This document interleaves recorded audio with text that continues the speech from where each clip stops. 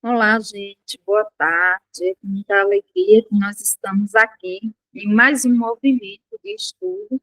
Este tem uma metodologia bastante interessante, itinerante, porque ela coaduna-se com os objetos de investigação dos projetos de ensino, pesquisa e extensão, os quais são coordenados por mim, e que as meninas que são voluntárias e bolsistas, elas estudam sobre os objetos de investigação que estão postos num respectivo projeto. E hoje nós vamos trabalhar um texto autoral, né, da Daiane Robson Medeiros, juntamente comigo, que faz jus à produção da perspectiva da educação popular no rol da decolonialidade. Bom, Daiane, por gentileza, socializa aí o vídeo de acolhimento para que a gente possa dar continuidade a esse processo.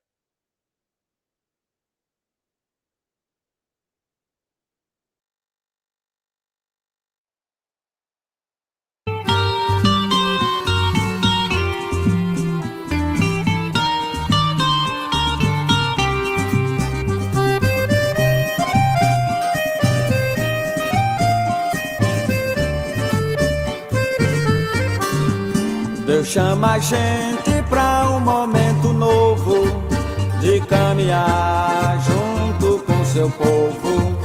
É hora de transformar o que não dá mais. Sozinho, isolado, ninguém é capaz. Por isso vem, entra na roda com a gente também. Você é muito importante, por isso vem, entra na roda com a gente também.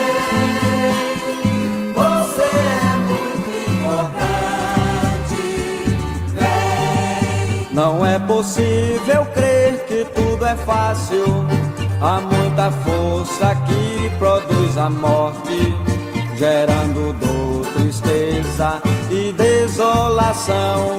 É necessário unir o cordão. Por isso vem, entra na roda com a gente também. Você é muito importante, por isso vem, entra na roda com a gente também. Você é muito importante, vem. A força que hoje faz brotar a vida atua em nós pela sua graça. É Deus quem nos convida pra trabalhar, o amor repartir e as forças juntar. Por isso vem, entra na roda com a gente também. Você é muito importante, por isso vem, entra na roda com a gente também. Você é muito importante, por isso vem,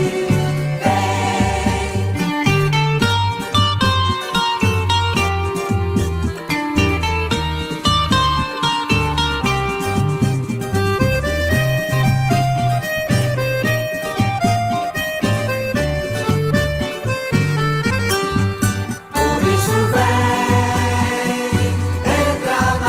roda com a gente também. Você é muito importante, por isso vem, entra na roda com a gente também. Você é muito importante, por isso vem, entra na roda com a gente também. Você é muito importante, por isso vem, entra na roda com a gente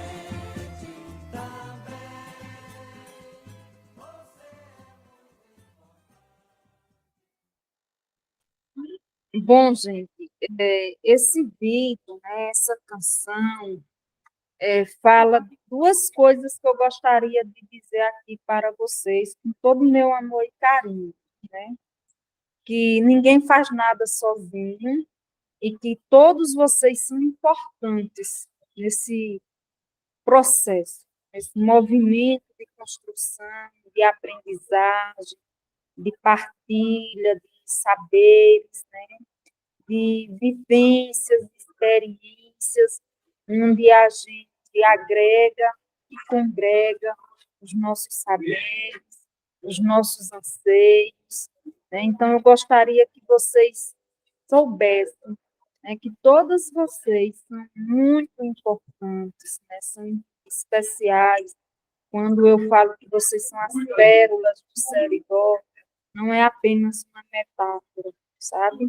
Mas é porque realmente eu as vejo, eu as considero assim, mulheres valiosas, mulheres que poderão, né, ser o que quiserem ser, galgar os territórios formativos que bem quiserem entender. Para isso basta sair, né, ouvir, né, eu vou usar aqui a música, né, basta apenas vir para a roda, entrar na roda, né, fazer jus ao movimento, porque também não dá, né, para entrar na roda e ficar parado.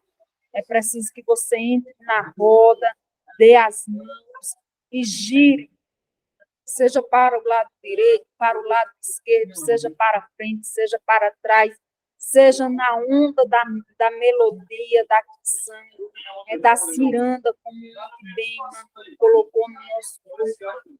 É preciso que todos nós estejamos engajadas, envolvidas, entusiasmadas e termos consciência de que não somos plantas, somos seres humanos com alta potência, que nós mesmos desconhecemos o potencial que temos, e nós só iremos descobrir o potencial que se lança para estar no movimento, para fazer a diferença, para não ser apenas mais um número em um coletivo, para não ser apenas mais uma pessoa no movimento, mas a pessoa, né? A pessoa estando no movimento. Então, com estas palavras, eu dou as minhas boas-vindas, com todo o meu amor e carinho que eu tenho por cada uma de vocês, de modo especial, singular e particular, certo? Que eu gostaria que vocês soubessem que vocês podem contar comigo para o que der e vier. Agora, claro, estando dentro das minhas possibilidades, né?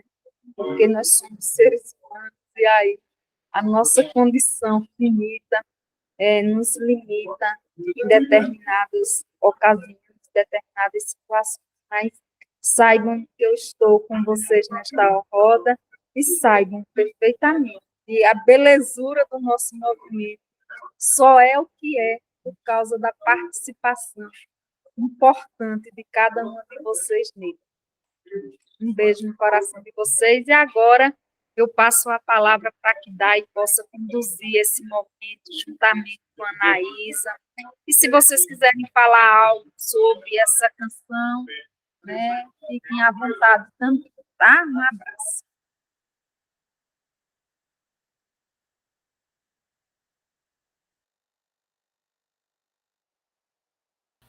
Alguém quer falar algo sobre a canção ou sobre a fala de Maria?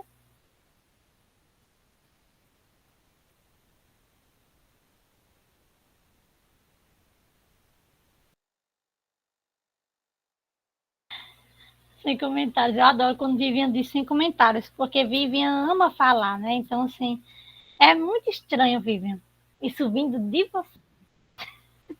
Emanuele quer falar. Fala, Emanuele. Isso, ela tá com vontade de dizer um textão aqui pra gente, é porque ela tá se segurando. Eu conheço, Vivian. Mulher, não me difame, não, mulher, pelo amor de Deus. Mas, de verdade, Não é difamação, não, Vivian. É a essência da dialogicidade que você tem. Mas, realmente, eu fico sem comentários, porque o processo de formativo ele é muito difícil, na nossa caminhada, na nossa luta, mas quando a gente tem uma motivação e a gente tem um objetivo, realmente o processo ele se torna cada vez mais leve.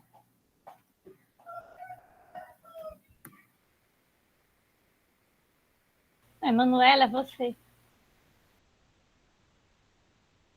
Tava levantada a mãozinha. Era só para dar aquele comentário.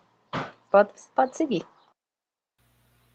Eu vou comentar também, né? Porque, assim, quando eu entrei no GPIF, em setembro, final de agosto de 2022, eu me encontrei, assim, eu me encontrei no grupo de estudos e pesquisa de educação em Paulo Freire, né? Liderado pela professora Aparecida Mello. E eu não sei por quê.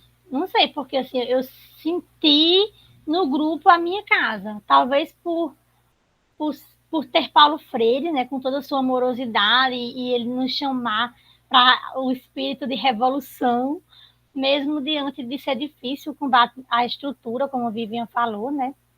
E aí, quando a Aparecida Mello traz essa canção, me remete ao potencial, como a Aparecida falou, que cada um de nós temos, né? E que a gente não sabe que tem, né? Porque, assim, eu tenho um pouco de dificuldade, às vezes, de me valorizar. Eu tenho. E eu tenho muito medo sei lá, eu tenho um medo de exclusão. Não sei por quê. Eu nunca fui excluída de nenhum lugar, eu acho, mas eu tenho esse trauma comigo. Então, quando eu ouvi essa música, né, até antes da gente entrar no encontro, a Aparecida tinha compartilhado para a abertura, pediu para me passar a tela, e aí eu fui escutar ela. E no momento que eu escutei a música, eu senti como um incentivo, como a Manuela disse, né? Uma inspiração da professora Aparecida para a gente, como orientandas, né? Nesse alavancar que ela acredita que a gente tem potencial, né? E aí um exemplo disso é a Anaísa, né? A Anaísa entrou no GPIF agora, recente, e ela já está aí com o primeiro artigo, né? Que ela, claro que ainda vai ser aprovado, mas vai ser aprovado, eu tenho certeza que vai ser aprovado, né? Mas assim, ela disse, eu não sei escrever e está aí com um artigo, né? E que ela escreveu em pouco tempo. E por que isso? Porque a Aparecida Mello, com a sua didática, de colocar a gente para acreditar na gente mesmo e que a gente é capaz, nos fortalece, né? Então a gente faz aqui esses estudos de um modo autogestão. Como é que se diz? Autogestão o quê? Eu só sei que é autogestão, né? E isso desenvolve muita gente. Então, assim, só tenho a agradecer. E essa música me tocou profundamente pelo meu processo, né? E aí eu vejo isso em cada um de vocês também, né? Eu vejo o desenvolvimento de cada um de vocês. E o que eu disse para a Anaísa ontem, né? Eu digo para as meninas e repito: é fazer, é fazer. Eu não sei, mas eu faço. Não sei, mas eu faço. Não importa o quê, né? Eu não sei, você sabe trabalhar no sítio? Não, mas se for para mim trabalhar, eu vou lá e vou trabalhar. Então, se do mesmo jeito é escrever, sabe? Escrever, produzir, desenvolver, concretizar nossos sonhos. Então, você quer, eu quero, a gente quer, então vamos fazer.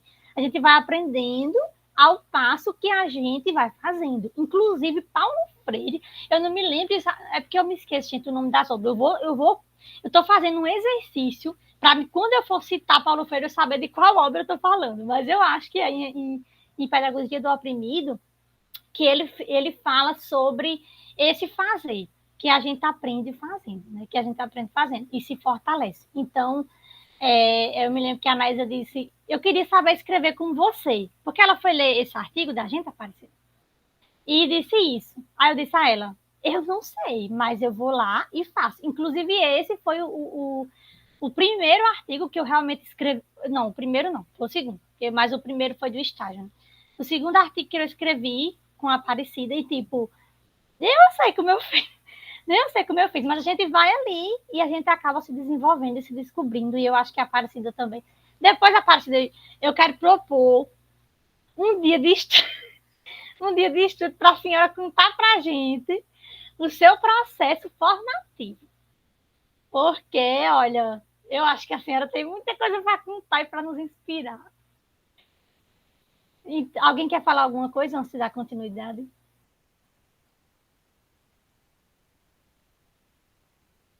Sem mais palavras.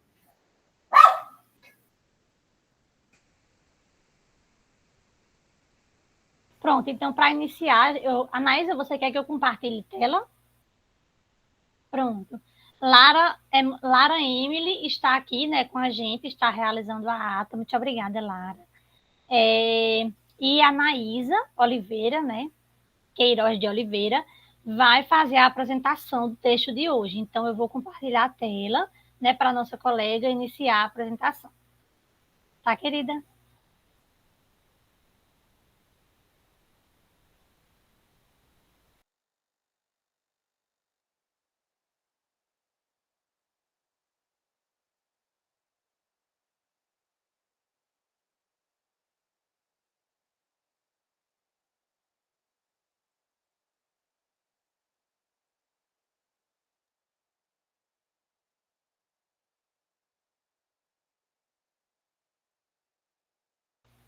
Vocês estão conseguindo visualizar?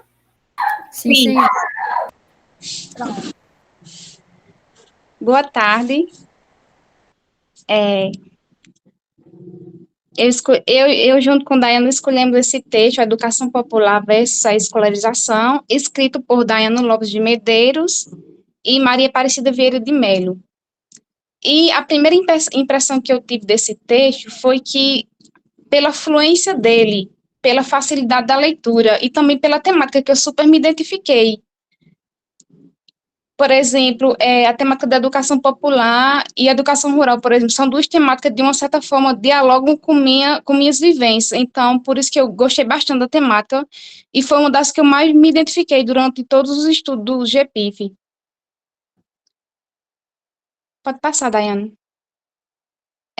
Aqui eu escolhi 2 trechos do texto da educação popular que eu considerei bastante, de um modo geral, eu considerei todo o texto bastante interessante, bastante chamativo, só que eu escolhi aqui para botar no slide apenas esses 2 trechos iniciais. Quando se pensa em educação popular, logo vem em mente muitos aspectos de conhecimento do povo, e este não é valorizado na escolarização, tendo em vista que esta ainda mantém bases fundamentadoras voltadas para a valorização de um ensino bancário. Ou seja, quantas e quantas vezes na vida da gente a gente não se vê, de uma certa forma, não vivenciando a nossa realidade, a educação da nossa realidade. A gente vê uma educação voltada de cima, de uma certa forma, de cima para baixo. A gente não vê na nossa educação aquilo que a gente vivencia. E ver mais pelo menos eu vi mais um estudo de uma certa forma bancária mesmo, tradicional mesmo. E aí o segundo trecho foi como organizar uma educação escolar que abrange a educação popular como prioritária em seu sistema. Para responder a essa pergunta, formam-se 3 vertentes direcionadoras, que são pensar a educação a se construir, a forma como esta será organizada e sua finalidade, e os sujeitos que serão desenvolvidos, sua história, sua cultura e sua participação autônoma na organização do saber. Ou seja, todas essas vertentes que Daiane citou aí são as vertentes que fazem parte da educação popular, que abrange ela. Pronto, agora eu vou convidar a Daiane para dar continuidade, que ela vai apresentar junto comigo, já que ela é uma das escritoras, né? Então, pode passar, Daiane. Tô me achando muito chique. Eita, eu passei demais, gente. Ai, gente, eu passei demais agora. Slide 3. É isso, né? Isso. Pronto. Então, obrigada, Anaísa, né? Eu fiquei muito feliz porque eu fui reler esse texto, né? Eu conversando com a Anaísa, aí a gente queria um texto simples, porque às vezes a gente, nos estudos semanais, a gente acaba buscando textos de nossas temáticas de pesquisa, né? Por estarmos na primeira ou na segunda graduação, e aí a gente acaba sempre tendo estudos um pouco mais densos, né? Buscando exatamente fortalecer o empirismo das pesquisas que a gente pretende realizar.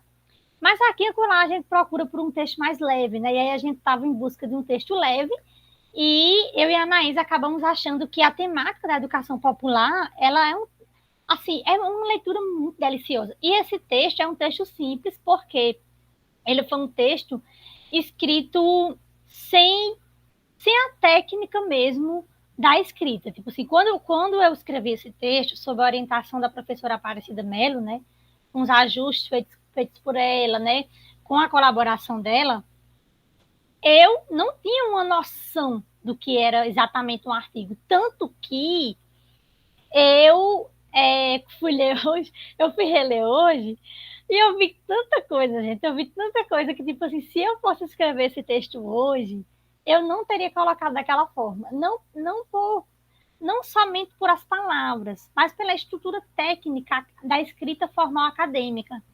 E aí eu até me lembro agora de Vivian Liege, né, que a gente estava estudando essa semana, eu e Vivian. Desde a semana passada a gente estuda um pouco sobre a normativa culta, a partir da perspectiva do preconceito linguístico através de Bagno 2000 quanto? Vivian, Bagno? 2007. Pronto, que aí Bagno ressalta, inclusive eu tenho um livro aqui, né? Bagno, ele ressalta esse preconceito linguístico. Aí quando eu falo na normativa culta e eu me preocupo com essa falta dessa normativa culta, eu já me contraponho ao estudo que eu estava realizando com a Vivian Liege, onde a gente propôs pensar sobre a violência que está posta nessa estrutura normativa, né? Mas aí, voltando para o que eu estava falando, eu percebi muitas falhas técnicas na escrita, mas também me encantei em reler tudo aquilo que estava ali, porque quando eu estava lendo o artigo hoje, novamente, parecia que eu estava me vendo, tipo assim, era como se eu fosse adulta e estivesse me vendo numa fase infantil, numa fase criança, tipo assim, aprendendo os primeiros passinhos, sabe? Tipo, nesse artigo eu escrevi tudo que eu mais sonhei. Assim, quando eu entrei na pedagogia, eu entrei com muitos sonhos de transformação, de mudança, de revolução, né? Então, esse artigo, ele pegou tudo aquilo que eu acreditava, tudo que eu estudei no curso de pedagogia, porque eu já estava no final do curso quando eu escrevi ele, e joguei nesse artigo. Tudo que eu queria fazer num TCC, que eu não fiz o meu TCC exatamente, né, a minha pesquisa de TCC, eu joguei nesse artigo. Então, assim, ele tem muita coisa, ele tem muita denúncia. Ele tem muita denúncia. Então, eu me encantei com isso. Aí eu gostaria de me atenuar à questão estrutural do artigo, né? Por que eu quero atenuar essa questão estrutural? Porque, sim, Maria Mello, porque eu e as meninas, a gente está estudando um pouco sobre essa estrutura, e aí a Emanuele Deise, juntamente comigo, a gente estava até pensando, né, que a gente precisa novamente fazer um estudo sobre a estrutura de um artigo. Então, eu gostaria de pontuar para vocês, né, que nesse artigo, no resumo, a gente vê o objetivo geral, os objetivos específicos, a pergunta baseadora, né, algumas teorias principais que pode ser citado num resumo, e às vezes não, depende muito da regra normativa de uma revista, né? O que a gente vê também na estrutura, no esqueleto de um artigo, né? A fundamentação teórica e a metodologia, que aí foi a maior falha que eu percebi quando eu fui ler hoje, porque assim, a metodologia dele foi uma pesquisa exploratória, né? Uma pesquisa qualitativa, bibliográfica e exploratória. Hoje eu não faria dessa forma, não faria. Mas eu adorei, assim, eu acho que falhou um pouco nessa questão da metodologia, e aí eu gostaria de pontuar isso para vocês, porque quando a gente vai escrever resumos ou artigos, independente de qual texto, principalmente em modos acadêmicos, ele precisa ter essa base, que foi a base que eu aprendi com a Aparecida Mello. Qual é o tema, né? Qual é a pergunta? Em base a essa pergunta, eu vou criar os objetivos, porque esses objetivos, eles vão tentar responder a pergunta. Então, é o objetivo geral, que esse objetivo geral, ele vai conter a síntese da temática, e os objetivos específicos, que eles vão desenvolver, né, especificamente sobre o que a gente vai escrever. A fundamentação teórica principal, que aí pode ser acrescida outras fundamentações para dialogar com ela, né, com a teoria, e a metodologia, que aí metodologia eu acho que é um aspecto um pouco mais difícil da gente compreender. Eu não sei falar muito sobre metodologia, para falar a verdade. Eu estudo metodologia, mas tenho essa dificuldade. E aí, falando sobre a justificativa, eu já falei, né? Eu escrevi esse artigo. Eu sempre tive o sonho de ser escritora. Inclusive, eu digo aqui em casa, o pessoal daqui de casa adora me dar valor, porque eles entram nas minhas ondas, né? Que eu digo assim, que eu quero um dia ir para um canto, tipo, morar lá no Serra e ficar lá só escrevendo. Mas é porque eu amo escrever. E, mediante a correria do dia a dia, a gente não consegue. Ou a gente trabalha, ou a gente estuda, Maria, ou a gente estuda, ou a gente escreve. A Maria Mello, que é um prodígio, ela consegue fazer tudo ao mesmo tempo. Gente, eu fico bem confusa, para falar a verdade. Nos dias que eu foco em escrever, eu não consigo fazer mais nada. Então, assim, eu tiro uns dias para focar em escrever, uns dias para focar em escrever, uns dias para focar em trabalhar, uns dias para focar em estudar. Para você, eu não consigo fazer tudo ao mesmo tempo, eu acho difícil. Então, quando eu tinha o sonho de aprender a escrever, e eu não sabia, não conseguia. Eu já tinha tentado com outros professores, mas a metodologia eu não conseguia desenvolver através da metodologia que me passavam. E aí a Aparecida Mello foi a primeira professora que me mostrou essa estrutura, que foi que eu falei para vocês agora, e a partir dela eu consigo hoje escrever qualquer trabalho. Se eu tiver a temática e esses outros caracteres que eu citei, eu consigo escrever qualquer texto sobre qualquer assunto. Agora é óbvio que tem alguns que vai dar mais trabalho para a gente pensar. Mas é importante, eu deixo como dica para as meninas que estão aqui, né, na graduação, na primeira graduação, que estão querendo desenvolver a escrita. Busquem sempre uma minuta, porque isso ajuda muito a gente saber o começo e o fim do que a gente quer escrever. Porque a gente às vezes se perde no meio da escrita, mesmo com a minuta. Eu e a Emanuela, a gente escreveu esses dias um artigo para o Inculta, ano passado, que a gente fez uma minuta e quando a gente foi ver no final, a gente tinha feito tudo diferente da minuta, não foi, Manu? Aí Manu foi lá e reorganizou a minuta de novo. Então, assim, mesmo com a minuta. E aí eu cito aqui que assim, a síntese desse texto, né, a partir do que eu acredito que eu coloquei nele, é uma educação para a felicidade que está posta no texto, porque assim, a todo momento, eu e a Aparecida, a gente fala sobre uma educação para a liberdade, e eu acabo trazendo a categoria felicidade como essencial, né? E essa categoria felicidade eu pego do autor da Isaac Ikeda, né? Da obra especificamente 2010, mas que existe já a atualização. Agora, em 2024, a gente já tem a nova versão dessa pedagogia, né? Do Isaac Ikeda. E nas bases freirianas, porque o artigo foi escrito através dos estudos realizados no grupo de estudos e pesquisas de educação em Paulo Freire. Então, aqui, nesse artigo, eu cito, a gente cita, né, professora? Educação como prática da liberdade,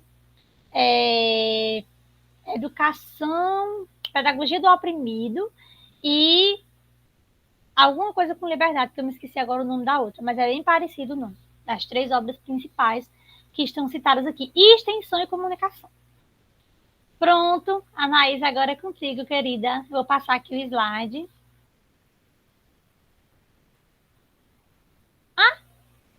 Ainda sou eu tinha me esquecido que eu tinha colocado essas 2 frasezinhas aqui. No final do artigo, a gente traz essas 2 frases que eu acho muito importantes, né? Porque vem para mim fantasia, que eu sou uma menina muito fantasiosa. Muito romântica, né? O sonhar é parte do acreditar e vem do viver e desejar melhores condições sociais. A educação cria e recria, se faz e refaz, se organiza enquanto sistema fundante de mundos, né? E aí, assim, eu trouxe essas 2 frasezinhas para deixar aqui no diálogo, né? Para a gente dialogar mais adiante. E eu volto aqui à fala de Vivian, né? Quando ela disse que é muito difícil, ela disse agora no início do estudo, né? Que é muito difícil a gente pensar numa transformação a partir da estrutura, né? Porque a gente precisa seguir a estrutura, né? A gente precisa seguir.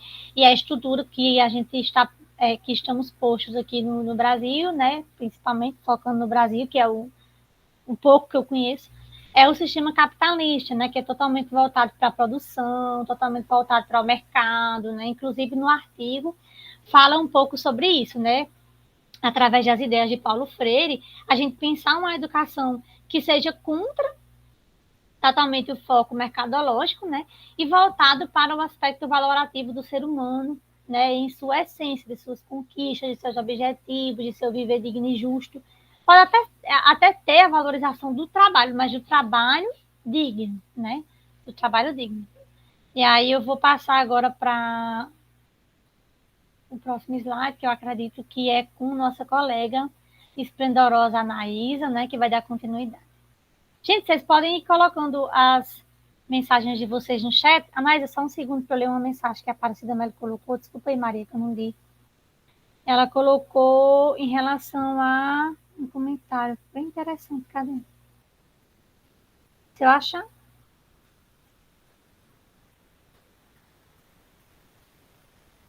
Que era falando sobre... Não lembro não, depois eu vou procurar aqui, depois eu digo.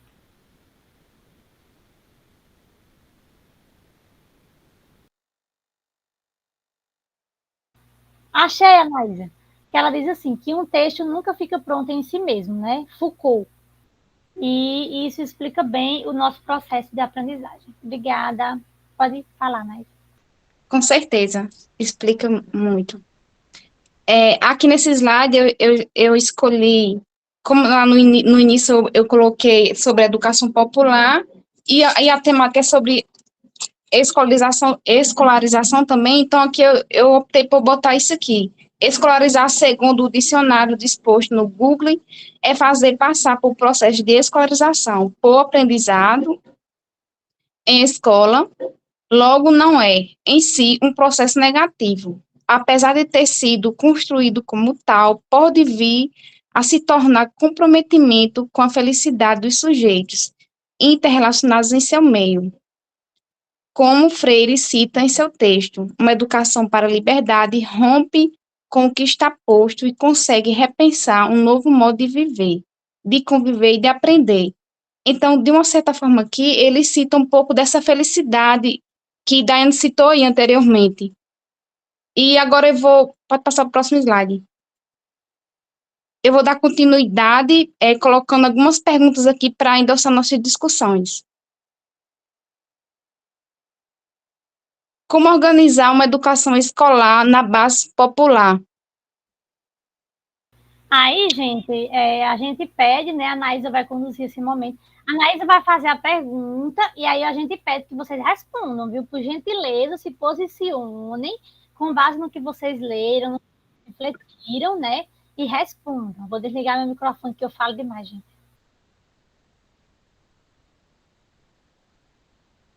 Pode conduzir, Anaísa. Celeste levantou a mão.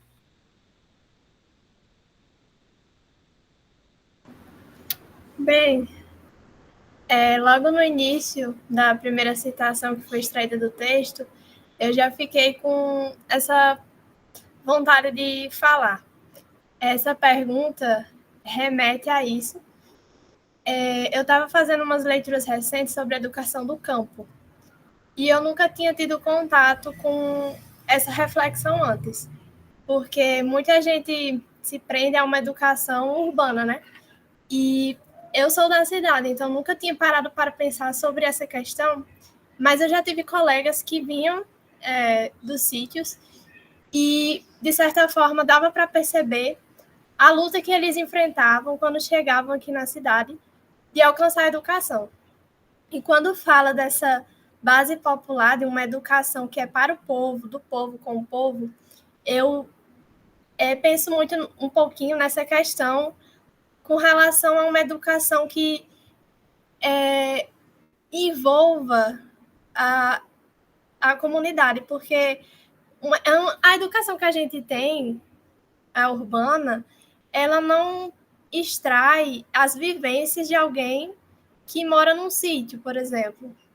E eu me pergunto até que ponto essas pessoas estão sendo ouvidas e até como essa educação afeta eles. Onde é que está se chegando com essa educação? Era basicamente isso que eu queria falar, uma certa reflexão, porque na hora que a gente lança olhar para a questão do povo, da população, a gente lança olhar para diversas características e várias vivências que são únicas, mas que, como educadores, a gente não pode deixar de ver essas singularidades e trazer para a sala de aula essas especificidades.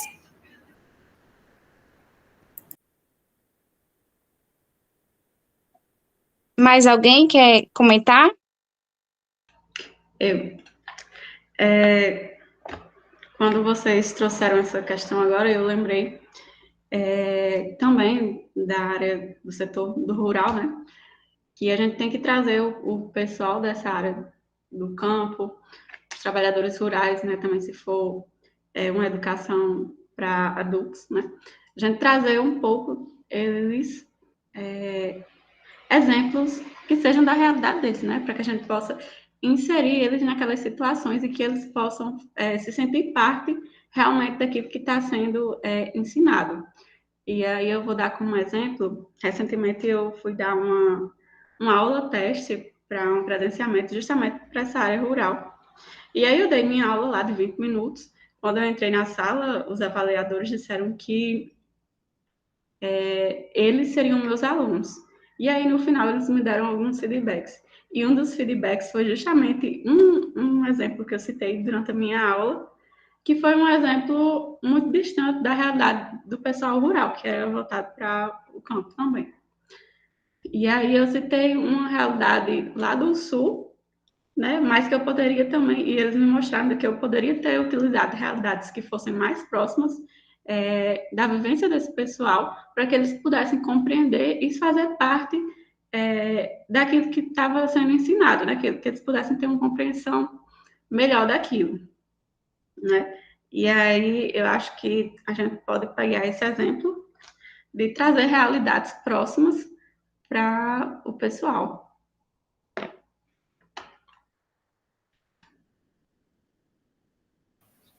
Vivian? É mais complementando a fala de Celeste, de Karine, que é muito interessante porque a educação escolar, ela se distancia totalmente da educação popular. Porque quando a gente fala educação escolar, na verdade, a gente tem aquele padrão de educação que se distancia da realidade dos estudantes. Por exemplo, eu vim de comunidades mais carentes, porém, eu estudei em escola particular, muito esforço da minha mãe para conseguir me colocar, era uma escola baratinha também. E eu percebia que o que acontecia na minha realidade não se aplicava na realidade do que eu aprendia na escola. Então, na verdade, a gente aprende um padrão de documentos políticos, né? Os professores, eles se prendem aos documentos políticos, como a BNCC, os livros didáticos, eles são impostos para o professor também, e o professor impõe para a gente também esse conhecimento, né, da BNCC. Tem até uns conhecimentos que a gente deve, por obrigação, aprender no primeiro ano, no segundo ano, no terceiro ano. Você aplica ele na sua realidade, por exemplo, na questão da criminalidade, de pessoas passando fome? Muitas vezes não. Mas, como está descrito ali na BNCC, os professores têm que aplicar e você tem que aprender, embora você não utilize na sua realidade, seja distante. O que ocorre também, a partir disso, é a não formação de identidades. A gente simplesmente forma-se como um padrão. Todo mundo tem as mesmas características, os mesmos conhecimentos, que justamente entra na questão capitalista. É como se formássemos, é como se não, nós formamos massas que devem estar presas ao trabalho. Pode falar, Dai. Não, só quando você terminar, desculpe. Não, relaxe. Então, a partir disso, nós deixamos de lado a bagagem cultural dos estudantes, nós deixamos de lado os conhecimentos não científicos, mas apesar de serem não científicos, não devem ser deixados de lado de forma alguma, eles são muito importantes para que a gente se expresse e também se veja naquela realidade, porque não é nada mais terrível do que você viver anos em algum local e por uma imposição de uma escola você tem que deixar tudo isso de lado. Não tem nada mais humilhante e também pode ser considerado uma violência, né? A violência simbólica, como fala Bourdieu, acho que é Bourdieu. Enfim, pode falar, Dai, eu já terminei. Anaísa, você quer fazer algum comentário sobre a fala das meninas antes de eu falar? Não, pode continuar. Assim, Vivian, eu estava lendo esse artigo, né? E eu vejo muito em Vivian as minhas discussões. Porque na época que na época, até parece que faz muito tempo. Gente, pelo amor. Eu saí da graduação, da primeira graduação agora, a segunda, eu nem sei se a bichinha vai se sustentar. Mas eu estou tentando não desistir, porque é complicado. Quando a gente termina a primeira graduação, para a gente dar continuidade a uma segunda. Inclusive, muita gente me aconselhou a não fazer, mas eu ainda não desisti. E eu estava lendo, e eu vejo muito em Vivian as minhas discussões, né? Porque eu passei 5 anos na faculdade, eu passei 5 anos brigando com os coitados dos professores, porque assim, eles não têm culpa. É uma questão do sistema. O sistema é muita complicação, a gente tem os sonhos a gente é muito nova, e aí a gente acaba, por esses sonhos, a gente acaba tendo uma fala muito radical, que eu valorizo, né? Foi minha fala durante muito tempo, ainda é, mas hoje eu venho tentando me melhorar, sabe? E aí eu vejo muito em Vivian isso, e eu estava lendo, e é importante, Vivian, seja sempre assim. E eu estava lendo esse artigo hoje e vendo essa radicalidade que eu coloquei lá, que foi justamente como se o sistema escolar ele fosse um monstro de 7 cabeças, né? E a educação popular fosse o arco-íris. Aí eu trago uma crítica a mim mesma, certo, gente? A partir do artigo, eu trago uma crítica a mim mesma. E aí eu queria ouvir, eu não sei se a Aparecida pode falar agora, mas eu queria ouvir a Aparecida. Ela vai precisar sair? É Maiara. Eu queria ouvir a Aparecida sobre essa crítica, que eu tenho a mim mesma, assim, porque eu não sei formular, mas tipo assim, Paulo Freire, no livro Professora Cintia Não, ele explica sobre a diferença entre uma aprendizagem sistemática e uma aprendizagem não sistemática. A aprendizagem sistemática ela é importante, e Paulo Freire pontua isso claramente na obra Professora Cintia Não. Eu indico a todas nós, eu vou reler novamente essa obra, porque essa obra ela é muito didática, muito. Todas as obras de Paulo Freire são didáticas, porque Paulo Freire só escreve aquilo que ele viveu, né? Inclusive, ele traz isso na obra Cartas à Cristina, que ele só escreve aquilo que ele viveu, né? E ele traz isso em outros momentos também. Ele sempre escreve sobre a prática. Eu não sei qual foi exatamente o livro, porque eu sou péssima com memória, mas eu vou desenvolver isso, eu vou melhorar isso. E aí ele diz, teve um livro dele que eu estava lendo esses dias, que ele escreveu um livro que ele não consegue escrever se ele não tiver vivenciado, né? Então, aí ele escreve sobre a importância desse sistema, do sistema de ensino. Não o sistema atual ou os problemas do sistema, mas a importância de se ter um sistema. Vocês imaginem a gente viver na sociedade humana sem regras. Seria possível? Por exemplo, a gente tem a hora para estudar, a gente tem lei que obriga a criança a estar na escola. Mas por que essas leis existem? Essa e tantas outras? Porque foram necessárias no sistema que a gente criou. Aí por isso que, assim, às vezes eu embato com algumas pessoas em relação a essa questão do sistema, porque esses dias mesmo a professora Aparecida disse, a gente não pode com o sistema. Mas o sistema, ele foi criado por pessoas. Ele foi criado por pessoas, né? Então, quando eu acredito em utopia, é justamente eu acreditar que eu posso com esse sistema. Mas eu entendo a fala da Aparecida, e ela está totalmente certa, porque a gente não bate de frente com o sistema e fica bem. Então, é bem complicado tudo isso. Mas aí, na obra, Professora Cintia Não, Paulo Freire fala sobre a importância de um sistema de ensino. E aí, por isso que eu trago para vocês o questionamento. Será que a gente viveria sem regras? A gente viveria sem um sistema? Porque a gente precisa de um sistema para viver em comunidade. Na nossa casa, por exemplo, se não tiver, quem vai arrumar a casa, quem vai fazer o comer, quem vai lavar a roupa, quem vai sair para trabalhar, se não tiver a responsabilidade de cada um, fica complicado de se viver, né? Então, assim, para tudo tem que ter um sistema. Aí eu coloco aspas aqui. O sistema é uma forma que se organiza ou viver em coletividade. E o sistema de ensino, que aí a gente coloca aqui nesse artigo como sistema escolar, né? O sistema escolar. Tá certo, Josiane, um abraço. Até mais, viu, querida? Você pode colocar suas considerações depois em algum local, ou lá no grupo, tá bem? Aí, a gente precisa de um sistema para embasar nosso viver, do mesmo jeito é para embasar o ensino.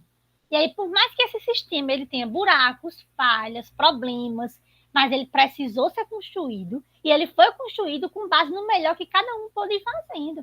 Eu acredito dessa forma. Eu sei que existe a má intenção, né? Existe a má intenção de quem? Dos poderosos, dos ricos, das pessoas que estão aí hoje a se constituir como poder central do mundo, né? Que aí são as grandes potências econômicas que comandam o sistema de tudo. O sistema econômico, e esse sistema econômico, ele comanda o sistema educacional, ele comanda todo o resto. Infelizmente, né? Há quem defenda, há quem contrarie, mas o sistema de ensino, ele precisa existir. E aí, será que a educação popular, ela pode coexistir com esse sistema? Como seria isso, né?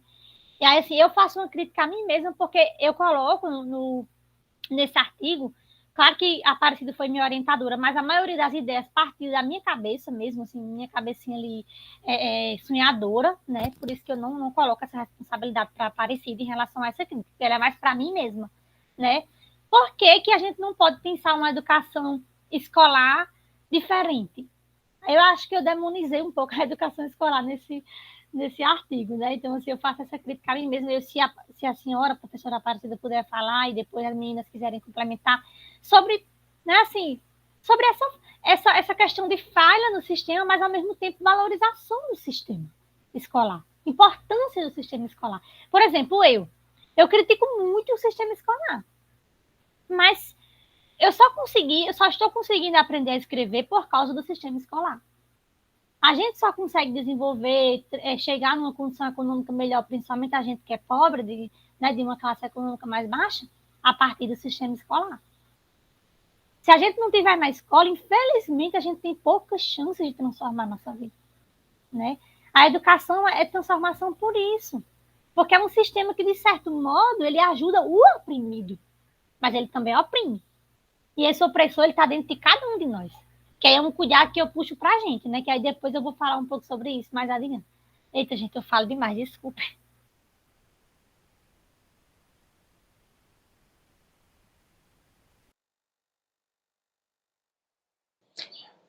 Tem mais alguém na frente para falar? Não, eu convidei Maria para falar, mas eu acho que ela não está podendo agora. Aí você fala, Manu, depois Maria fala. Pronto, tá bem. A pergunta, né? Como organizar uma educação escolar na base popular? Eu vou pegar o gancho do que Vivian havia falado, né? Que realmente é muito difícil a gente fazer uma educação escolar baseada na educação popular por causa dos documentos, né? Que estão aí e regem a educação. E eu até entendo, como o Dai falou também, que é preciso um sistema, né? Embora a BNCC ela traga o argumento de que deve se valorizar determinadas regiões, a forma linguística e tudo mais, nós sabemos que por trás dela há um financiamento empresarial, né? Eu estive em um mini curso com o professor Cauê e a professora Isabela, e eles falaram sobre isso, né? E em pesquisas posteriores que eu realizei, eu vi que isso é muito real, né? Essa base nacional comum curricular, ela tem o dedo de empresários, do escalão maior, é tudo um plano, né? É tudo um plano. O Brasil, todos os países, aliás, eles são pautados em um plano já, é tudo estrutural. É como se o destino, principalmente dos mais pobres, né, dos mais humildes, já estivesse traçado, né, numa receita. Mas quando a gente é mais rebelde, quando a gente consegue encontrar organizações que expandam a nossa visão, a gente usa dessa rebeldia, né, para não seguir essa receita que é uma receita de, como é que eu posso dizer, que realiza a massificação da pobreza, né? Que torna a pobreza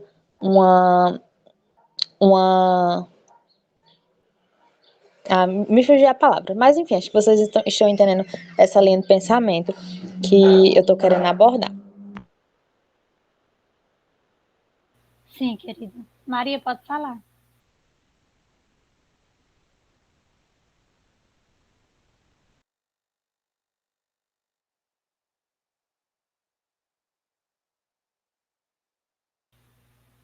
Enquanto, pronto, Maria disse que não pode, mas ela colocou aqui no chat, né? E nós precisamos, só um momento, Emanuele, ocupar os espaços indígenas, quilombolas, camponeses, de associações do bairro, para a gente experienciar a essência da educação popular, da educação do movimento popular. Mas aí, Aparecida coloca aqui, o que me levou até vocês foi a educação não formal. O pouco que aprendi no Sindicato Rural dos Trabalhadores, de Cliotinho, me fez superar as fronteiras epistêmicas. Mas aí, Aparecida, é uma questão assim.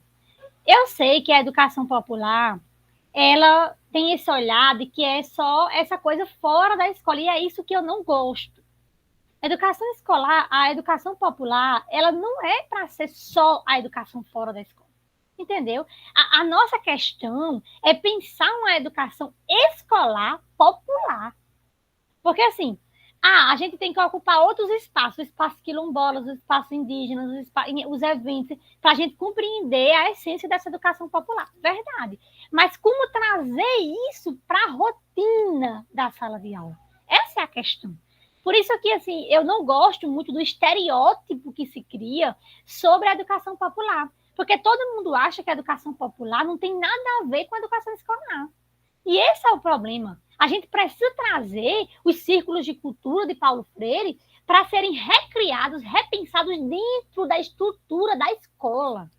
Eu sei que a gente deve romper com a estrutura da escola, mas a gente não vai hoje chegar e dizer assim, pronto, acabou todas as escolas, todo mundo agora vai aprender lá no meio da rua. A gente vai conseguir fazer isso? Nem agora, nem tão cedo. E não sei se vamos conseguir, talvez sim um dia, né? Se reformular toda a humanidade. Mas como trazer a essência da educação popular para a sala de aula? Essa é a questão, né? Aí Celeste colocou, será que seria desprender mais dos livros didáticos e viver... Olha que eu tenho que pegar de novo. E dos livros didáticos. E viver o espaço com mais projetos? Exatamente, Celeste. É o que eu acredito, né? E eu acho que todo mundo. Aí Maria Melo colocou, Gadotti tem uma obra específica sobre a educação popular no ambiente escolar. Ah, eu quero ler. Entretanto, se faz necessário superar o modus operandi da cultura da escola. Temos experiências populares em ambientes escolares, entretanto, são ações pontuais. Esse é o diálogo que a gente traz aqui. Não é a educação popular fora da escola, mas é dentro do sistema. Pode falar, Emanuele, desculpa aí te incomodar. Pronto, exatamente isso, né? Que você falou. Eu acabei entrando na dificuldade de fazer uma educação popular dentro da escola, né? Mas, como você falou, uma coisa não anula a outra. É interessante fazer uma integração, né? Por assim dizer. Mas, novamente, a grande dificuldade é que as escolas não, de certo modo, não possuem tempo para fazer isso. É currículo, é currículo, é currículo. Tudo está sempre atrasado, o conteúdo está sempre atrasado, os alunos sempre têm que estar correndo contra o tempo, assim como os professores, para colocar essa parte da educação formal em dia, e acaba que não sobra tempo. Não sobra tempo para círculos de cultura, para oficinas, para as feiras de ciência. É feita, vamos dizer assim, 2 feiras de ciências ao longo do ano, e não aperreio. Aquela semana uma correria para todo mundo organizar aquilo e atrasa conteúdo, e enfim. Então, é necessário que haja tempo para as escolas agregarem, né, esse saber popular, esses momentos de partilha, de diálogo, de momento cultural, fazer isso em integração com o currículo também, né, mas a questão é tempo. Eu concordo, Emanuele. O engessamento da estrutura curricular, principalmente nos moldes da BNCC, e aí os moldes da BNCC, sim, não tem como não ser, a gente fica meio que preso naquilo ali. Então, por exemplo, tem que se dar conta de um monte de conteúdo que, se você não der conta, você vai ser cobrado. Se a gente é professor, por exemplo, da educação básica, a gente vai ser cobrado por direção, pelos pais da escola, pela Secretaria da Educação, sem imaginar de cobrança a gente vai ser cobrado. Porque tem que ser dada aquela quantidade de conteúdo, e aquilo ali é importante, de certo modo, para o estudante, e é importante para o sistema de prova, que é o sistema avaliativo horroroso, que a gente... gente, esse sistema avaliativo não é legal de nenhum modo. Nenhum. Não tem condições de a gente dizer que é legal a gente avaliar a aprendizagem de uma pessoa pelo que ela entendeu dentro de pouco tempo, de um monte de conteúdo que é passado. Quando a gente compreende que existem vários tipos de inteligências, ao passo que a Emanuele, por exemplo, não vai compreender o conteúdo de matemática, ela vai compreender o de ciências. Então, o sistema avaliativo, ele simplesmente não se adequa a nenhuma forma de educação humanizadora. E a BNCC é pior. Então, é como a Emanuele diz, seguir a estrutura nos impede, infelizmente, nos impede mesmo, nos ata a mão, ata o corpo, ata tudo do professor, de fazer uma educação popular. Mas a gente deve tentar, né? Inclusive, eu costumo dizer que eu não dou certo para ir para a escola, porque eu sou muito livre. Não, Aparecida, meu amorzinho, não é por mal, não. É porque são pontuações que quando a gente vivencia a educação básica, apesar de a senhora vivenciou, eu sei disso. Mas a questão é que são pontuações importantes. Quando a gente está na estrutura da escola, a gente já fez entrevista com professores, a gente já fez estágios, a gente já vivenciou coisas que nos deu essa visão, por mais que a gente não tenha ainda uma experiência como a senhora teve, mas a gente tem uma noção. E os próprios professores disseram para a gente que se veem muitas vezes de mãos atadas porque tem que cumprir aquele currículo, tem que cumprir aquela estrutura, tem que cumprir as regras da escola, que às vezes quer fazer uma coisa diferente e não consegue, e assim por diante. Então, até me perdi no que eu ia dizer. Não é misericórdia. Não é misericórdia. A gente precisa seguir tudo isso, infelizmente. Um bom exemplo disso é o projeto que a gente está tentando desenvolver no bairro João 23, né, na Escola Matheus Viana, tentando trazer um olhar popular de valorização do bairro, sendo que os professores eles ficaram meio confusos, né, de como eles iam aderir àquele projeto com o pouco tempo que eles têm para ministrar os conteúdos. Então, a gente tem um exemplo real disso, né? Exato. E eu me perdi no que eu estava falando, que a Aparecida colocou misericórdia nos comentários. Eu já fico preocupada, né? Já fico preocupada com a visão, mas não é uma visão equivocada, é porque é uma visão real, é muito realista. E aí, como eu estava dizendo, a gente, eu costumo dizer que não dá certo eu ir para a escola, porque se eu for, né, para a escola básica, eu não vou conseguir seguir a estrutura, não. Eu não consigo. Eu sou muito livre. Eu tenho um espírito muito livre. Então, tipo, se eu for, quando eu for, né, trabalhar na escola básica, eu vou querer fazer os círculos de cultura de Paulo Freire nas minhas aulas. Mas não exatamente os círculos de cultura de Paulo Freire. Mas, assim, é apenas um exemplo ao qual a gente reformula, a gente recria, a gente repensa, a gente cria formas de educar baseada nessa liberdade, nessa dialogicidade, né, na problematização. Essa problematização, ela me vem assim várias ideias na minha mente maravilhosas que eu quero colocar em prática um dia. Anaísa, mulher, é melhor você continuar. Eu vou passar aqui para o próximo slide.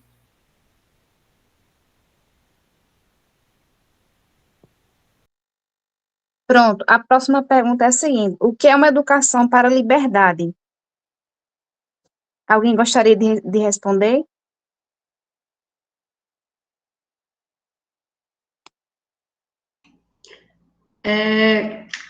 Para mim, a educação para a liberdade é fazer com que os alunos tenham o pensamento crítico, né? Que hoje em dia, nas escolas, né, é como foi citado no início, a educação bancária, né?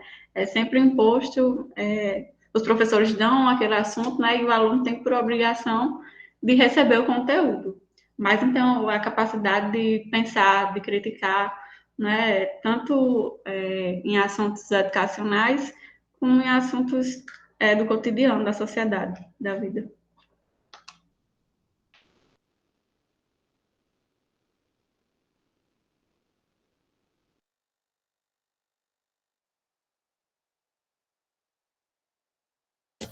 Juntamente com a fala bem interessante de Karine, a gente não pode falar somente de uma liberdade, mas várias liberdades, no sentido de que nós devemos ser livres não só na questão de se expressar, mas também em poder seguir aquilo que nós temos por objetivo. Por exemplo, quando a gente está na educação básica, o que é que você tem que fazer? Você tem que fazer faculdade. Mas, por exemplo, aqui não tem muitos cursos de outras áreas. Por exemplo, não existe curso de engenharia mecatrônica. Não sei por que apareceu isso na minha cabeça agora, mas não tem. Só tem em Natal. E acaba que a gente, entre aspas, joga no lixo os sonhos de um estudante porque você tem que seguir um padrão. Então, eu tenho que ir para alguma área daqui da cidade, em alguma, por exemplo, eu vou para matemática, eu vou para história, eu vou para pedagogia, porque eu não tenho condições de sair. E também tem a questão de, tipo assim, eu quero ser empreendedor.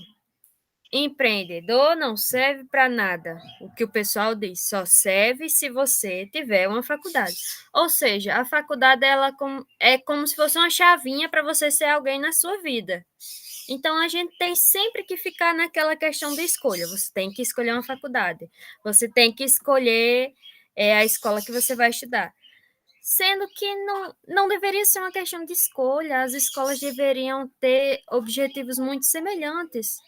Deveriam ter por obrigação a perspectiva de me libertar como indivíduo, me libertar daqueles padrões que existem na nossa sociedade, me libertar das identidades que não são minhas, são impostas para mim, sendo que muitas vezes eu não quero. Então, a liberdade em si não é só você ter a sua liberdade de pensamento, mas de expressão, a liberdade de escolha, né, de certa forma, a liberdade de ser quem sou. E, como Karine falou, a criticidade é muito importante nesse processo, porque é só a partir da liberdade que nós podemos ser seres humanos livres de fato.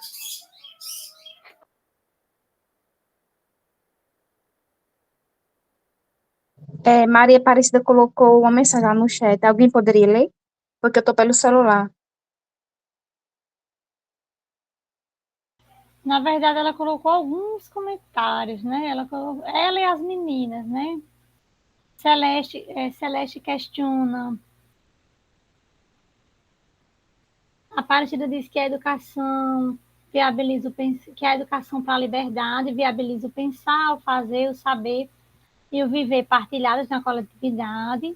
Celeste diz que é dar voz aos educandos. Achei perfeito as duas colocações. Tanto a questão do aspecto da coletividade, que nos remete à solidariedade, né? Que eu acredito que a educação ela deve ser para a solidariedade, e aí isso contrapõe os não valores existentes no capitalismo, porque o capitalismo não tem nenhum valor a ser enriquecido na nossa humanidade, né? E a questão da voz aos estudantes, né? Esse da voz aos estudantes é muito importante, né, Vivian Liege? Aí, a Aparecida disse que os cursos são de acordo... Eu não entendi, Aparecida, essa sua fala não, viu? Os cursos são de acordo com o arranjo local de desenvolvimento, por isso na capital tem cursos diferenciados que nos interiores não tem. Questão capitalista, questão econômica, né? Certo. Pode continuar, Vivian. Anaísa. Pronto, pode passar para a próxima pergunta. No âmbito humano, o que significa essa liberdade? Alguém gostaria? Sim, de Vivian, exatamente. Assim, eu achei essa pergunta muito parecida com a anterior, mas eu entendi. Foi a Anaísa que pensou. Eu entendi a questão no aspecto humano, né? Por exemplo, no aspecto real, né? Que é uma coisa assim que eu gosto muito de fazer, é pensar no cotidiano, no meu dia a dia, no hoje, no aqui, no agora. Eu não gosto de pensar a teoria pela teoria. Eu gosto de pensar a teoria na minha casa, né? Como seria essa liberdade para Daiane na casa de Daiane? Eu gosto muito de trazer as questões para perto de mim. Eu acho que isso traz um significado e um valor magnífico para tudo que a gente fala, né? Por isso que eu, às vezes, sou muito elogiada, eu não gosto de elogios, mas eu, às vezes, sou muito elogiada pelo meu modo de falar. Que as pessoas dizem que eu tenho um modo de falar, eu sou explosiva. Mas as pessoas dizem que eu tenho um modo de falar que me comunica, me conecta com o outro. Por quê? Porque eu sempre puxo por mais real possível, mais próximo de mim.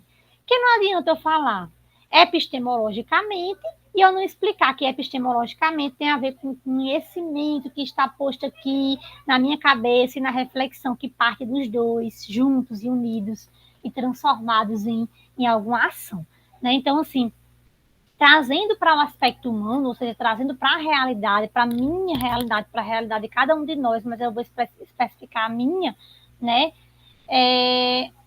No humano seria a livre iniciativa, né? Celeste coloca, no humano seria a livre iniciativa. Esse no humano, Celeste, é no sentido de para você.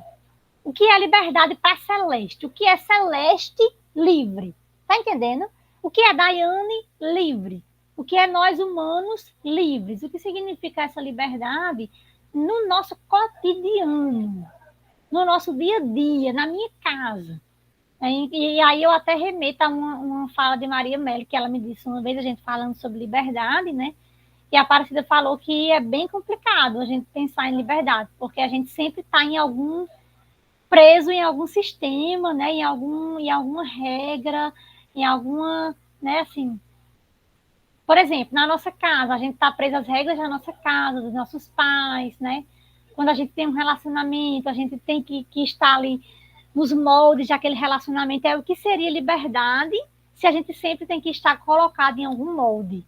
E realmente é uma pergunta assim bem... Mas eu acho que para mim liberdade é poder pensar. Poder pensar e poder tentar. Mesmo que não dê certo, né? Paulo Freire traz muito isso em suas obras, né? Para a gente fazer utopia. E utopia é algo que não é possível, né? O significado da palavra utopia é algo que não seria realizável. E aí o Paulo Freire traz o esperançar com o intuito de fazer acontecer, né? De fazer acontecer aquilo que a gente, que está na nossa mente, nos nossos sonhos, nos nossos ideais, nas nossas necessidades ínfimas e tentar trazer para a concretização. E aí a gente vai buscando conquistar um pouquinho aqui, um pouquinho ali, a gente nunca desistir, né? A gente nunca deixar de sonhar e a gente sempre tentar fazer. Eu acho que liberdade é isso, poder pensar e poder tentar. Não sei para vocês, né? E aí a Aparecida coloca aqui no chat que a cultura da dominação passeia a liberdade. Exato, que é por isso, a sua fala, né? A Aparecida que a senhora falou até no encontro passado, acerca dessa estrutura do sistema que a gente não tem como enfrentar o sistema, porque ele cresceu e se tornou algo, ele foi criado pelos humanos, mas ele cresceu e se tornou algo que hoje a gente, como humano, parece que o sistema é outra coisa. Eu não consigo ver o sistema fora do humano, mas é como se fosse. Ele cresceu e tomou uma proporção gigantesca. Se alguém quiser falar alguma coisa, dar um endossamento, se trazer uma ideia contrária sobre essa liberdade humana, né? Humana. O GPIF, por exemplo, o GPIF é uma das formas de liberdade. Pode passar a última pergunta. Última pergunta, pessoal. Só em relação a essa última fala de Anaísa, eu também concordo, né?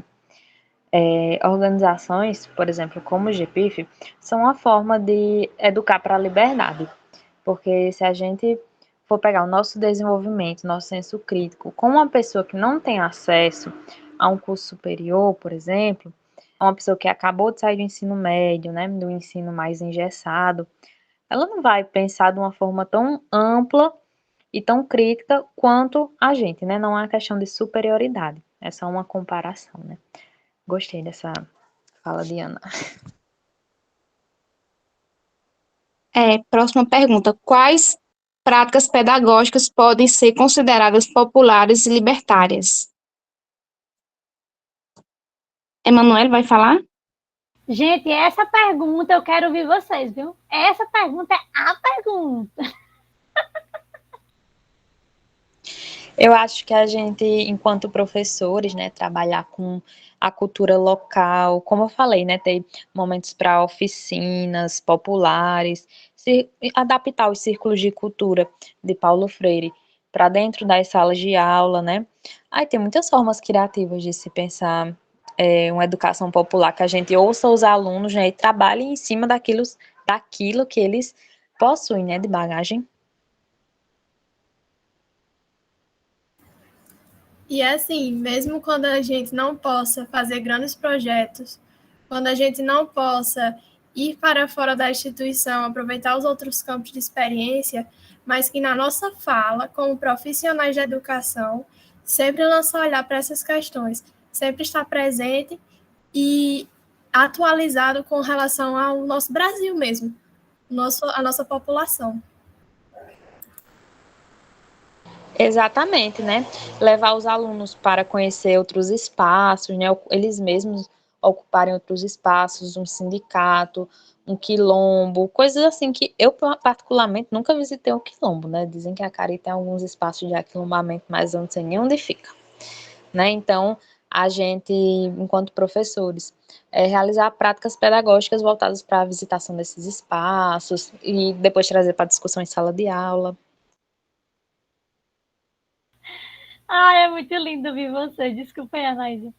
Emanuele coloca aqui no chat, né, que acredita que ousando e esperançando na corrente contra-hegemônica da dominação, né, e que essas falas lembram das nossas aulas de direitos humanos, educação e direitos humanos, inclusive o artigo de Celeste Aurora, que ela traz no artigo dela do Incute do ano passado, né, ela traz exemplos de práticas pedagógicas a favor dos direitos humanos, né, colocando os direitos humanos na sala de aula, né, que eu achei assim bem criativo da parte dela. Eu não conseguia, quando eu escrevia antes, eu não conseguiria fazer isso. E recentemente eu estou aprendendo com Celeste, viu?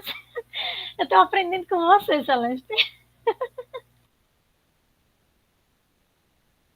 Foi meu primeiro artigo, daí esse artigo eu tinha pensado, acho que quando eu tinha mal entrado na universidade, numa aula de educação e direitos humanos, ou se brincar bem antes, e assim, eu ainda não tive a oportunidade de reler, porque eu acho que meu posicionamento seria um pouco parecido com o que você já disse aqui, de refazê-lo e tomar outras posturas. Assim, eu sou muito feliz por ter tido essa conquista, ter tido essa escrita, mas eu acredito que ela ainda poderia ser bastante ampliada e aprofundada e reformulada também. Aí eu pego a Aparecida Mello, né, quando ela diz que sempre, né, sempre a gente vai ter essa sensação. Sempre que a gente escrever algo hoje, se a gente reler hoje, a gente vai ter uma outra percepção. Eu mesmo, quando eu escrevo, eu até digo às meninas, eu não gosto de ficar relendo a todo instante, porque eu vou querer mudar tudo a todo momento. Então, assim, eu escrevo e vou até o final, porque senão eu não consigo chegar no final, não. Se eu ficar voltando todo momento, né, não, céu. Se eu ficar voltando todo momento, eu vou querer mudar tudo todo momento, porque a reflexão, ela está sempre ali, partindo. E tem pessoas que são muito criativas, expansivas, dialógicas. Eu sou assim, a Celeste também é, eu acho que é a maioria que está aqui. E aí, quando a gente é assim, a gente acaba se complicando na hora de escrever, porque a gente quer colocar tudo ali, a gente quer mudar a todo momento, isso é muito lindo. Mas sempre que a gente revisita um escrito nosso, a gente sempre vai ter um olhar de isso poderia ser diferente. Ou hoje eu tenho um outro posicionamento. Porque ser humano é não ser estático, né? A gente não é estático, nem o mundo não é estático, quanto mais nós. Até as pedras, que aparentemente são estáticas, elas não são. Elas acabam sofrendo interferências do meio em que elas vivem, do vento, do sol, da chuva, da água dos rios, da água do mar, dos seres humanos, dos animais, e elas se modificam e se transformam. Então, imagina a gente, né? Então, sempre que a gente revisitar algo que a gente escreveu, seja um resumo, uma resposta de uma atividade na faculdade, de uma atividade na escola, seja qualquer coisa, um textinho no Instagram que a gente revisite, a gente vai pensar, eu teria colocado hoje de uma outra forma, ou eu teria uma outra reflexão, né? E aí, essas práticas pedagógicas, Morin fala algo similar. Aí, Morin é maravilhoso, eu preciso ler mais. Em relação às práticas pedagógicas, eu vou falar, Anaísa, e eu quero ouvir você. Viu, Anaísa? O que seriam essas práticas pedagógicas consideradas populares e libertárias? Como eu tenho uma mente muito fantasiosa, eu costumo usar essa palavra porque eu acho que eu vivo assim num mundinho colorido de Dai, num mundinho divertido de Dai. Então, assim, é como se eu vivesse no arco-íris, assim, no arco-íris mesmo, real. E a todo momento a minha mente, ela fantasia demais. Eu vejo... Se eu estiver aqui falando sobre algo, a minha mente está imaginando tudo, gente. Agora com cores, com vários formatos que vão se... São formatos que eles não ficam assim parados, sabe? Eles vão se transformando. Então, pensar práticas pedagógicas populares e libertárias, Maria, populares e libertárias para mim é construir. É construir com quem está ali, sabe? Porque eu acho que assim, o maior problema da educação para mim, eu acho que é a gente chegar na sala de aula com algo pronto. Eu sei que a gente tem que levar um planejamento, eu sei que a gente tem que organizar quais conteúdos, porque a gente precisa ter, né, uma basezinha de conteúdos a serem trabalhados naquele período e tal. Mas eu acho muito legal construir o planejamento junto com todo mundo, sabe? Com quem está ali, não importa a idade, não importa quem seja.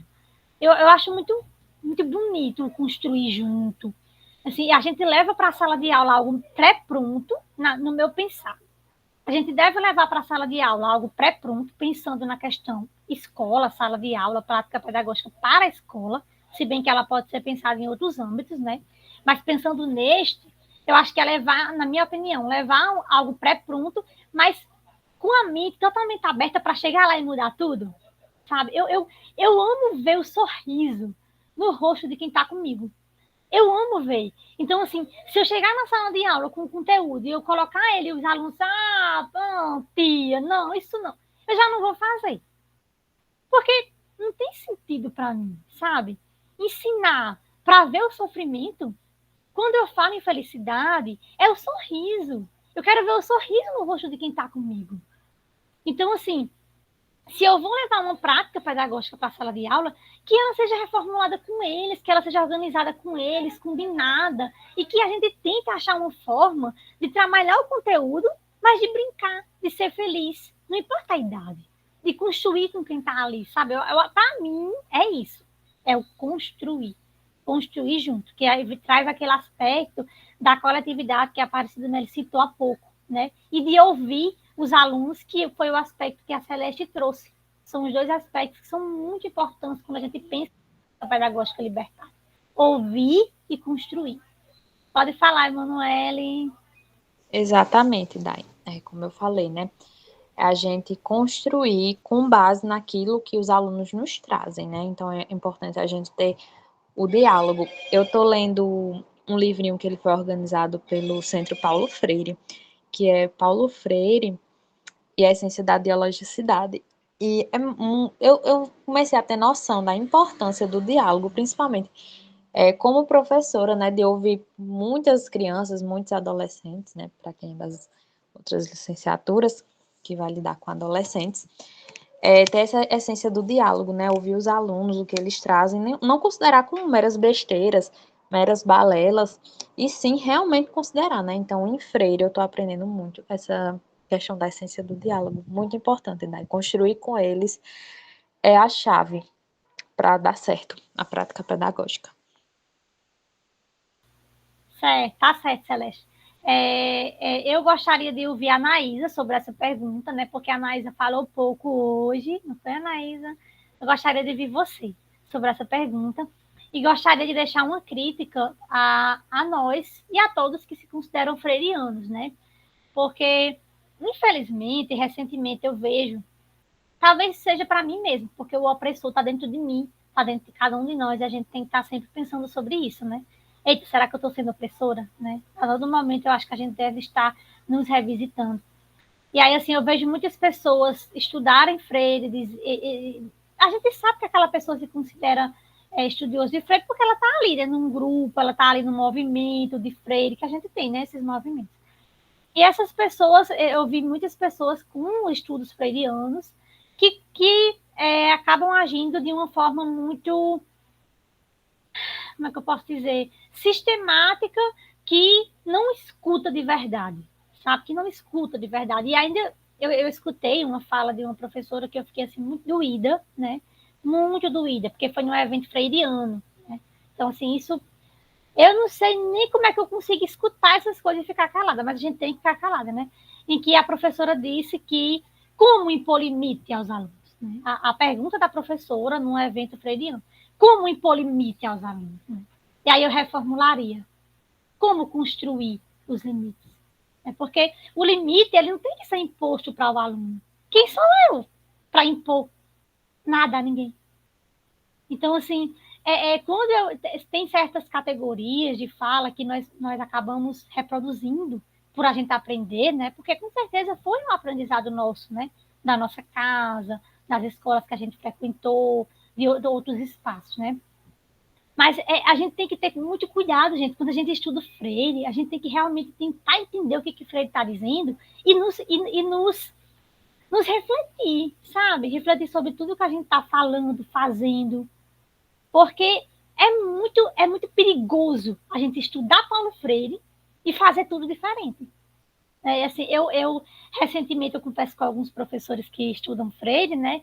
E que eles dizem, eu digo para eles, né? Se eu converso, eu sou muito sincera, eu tenho esse defeito, gente. Aí eu digo, né? Não, olha, eu escutei falas de pessoas que se disseram freirianas e que isso, aquilo, aquilo. Então, é muito preocupante, sério mesmo, muito preocupante isso. A gente precisa ter cuidado para a gente não ler Freire e fazer outra coisa. Eu sei que isso é normal porque a gente é humano, mas a gente precisa ouvir. Se alguém disser, Daiane, você está errando, eu preciso pensar. Porque se aquela pessoa disse que eu estou errando, então eu preciso pensar. É importante, muito importante a gente pensar sobre o que o outro diz da nossa prática. Anaís, eu quero ouvir você. Olha, Daiane, eu concordo com sua fala. Eu acredito que a gente deve sim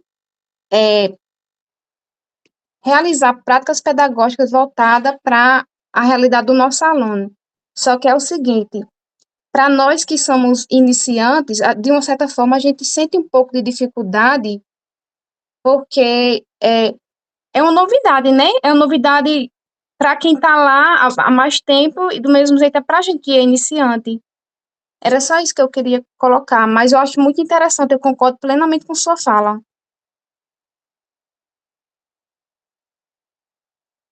Gente, se ninguém tiver mais nada para falar, a gente tem uma dinâmica, a gente preparou uma dinâmica e o tempo tá.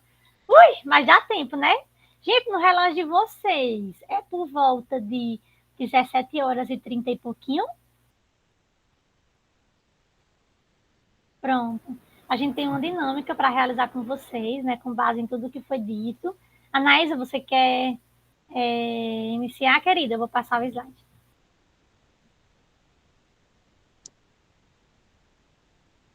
Pronto. Essa parte que foi Daiane que organizou, que digitou, né? A dinâmica será o seguinte: eu vou colocar no grupo da gente, no grupo de pesquisa, o link e vocês vão editar o slide colocando uma imagem imaginética. Imagética. Vocês terão 10 minutinhos para fazer essa imagem baseando no que a gente discutiu aqui. Pronto. Daí fundamentar melhor. Pronto. Esse saperialdi foi uma palavra que eu aprendi com a nossa orientadora, a professora Aparecida Mero, né? Que um dia a gente estava dialogando e ela joga lá na mensagem, saperialdi, o que é isso? E aí de lá para cá, né, assim, já ouvi bastante essa palavra, que é o...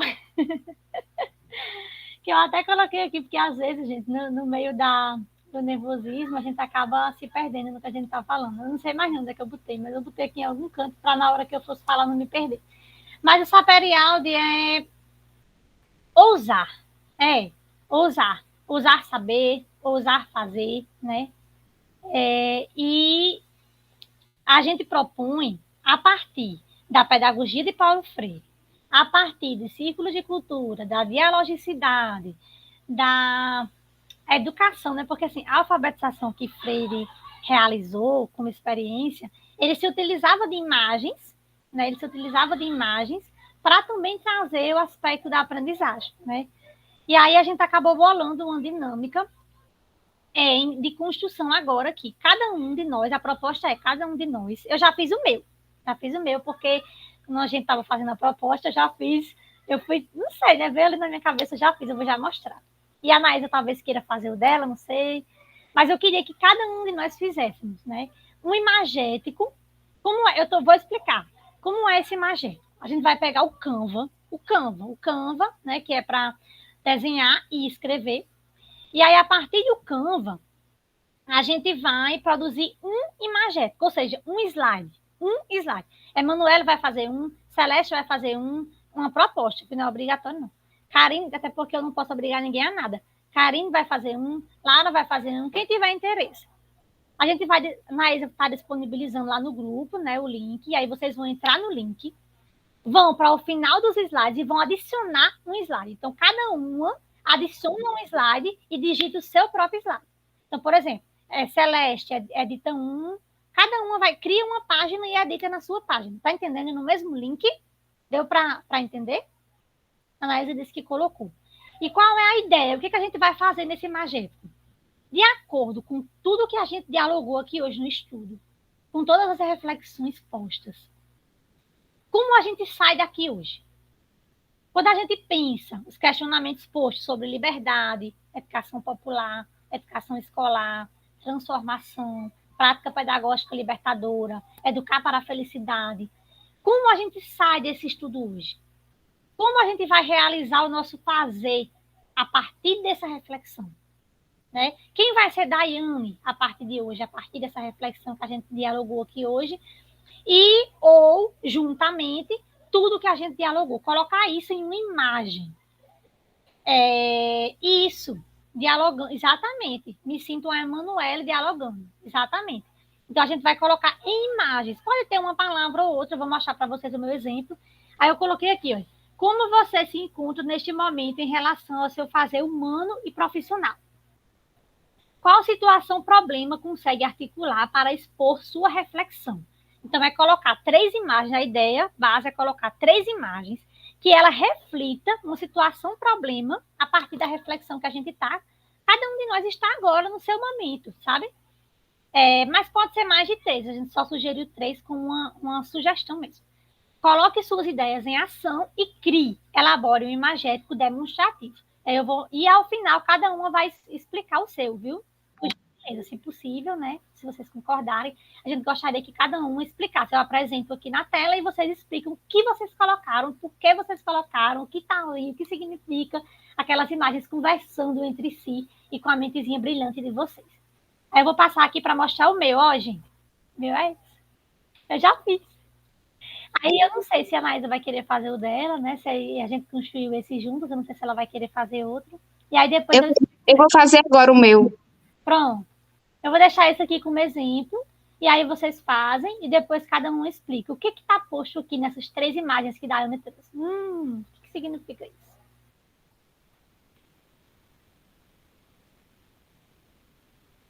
Se alguém tiver dificuldade para acessar o Canva, quiser pedir alguma ajuda, algum suporte, alguma dúvida, viu? Eu estou aqui, a Anaísa está fazendo dela, e eu estou aqui só para acompanhar.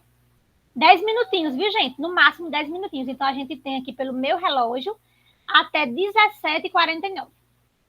Caso todo mundo termine, coloca aí no chat. Terminei, porque aí se todo mundo terminar, a gente já dá continuidade. 10 minutinhos.